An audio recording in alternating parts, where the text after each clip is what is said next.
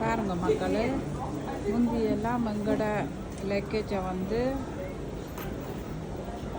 Passport control பண்ணின அப்புறம் தான் போடுறது. இப்போ வந்து அவங்கள ஈஸிக்காண்டி நாங்களே செல்ஃப் பேக் டோர் பண்ணுறாக்கு நாங்களே கொண்டு வந்து லக்கேஜை போடுவோம்.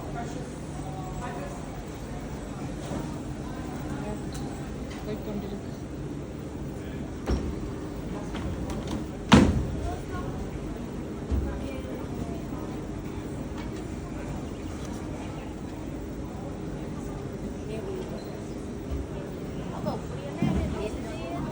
அதுதானே வேலைக்கு வேலையில் எங்களுக்கு தான் வேலை.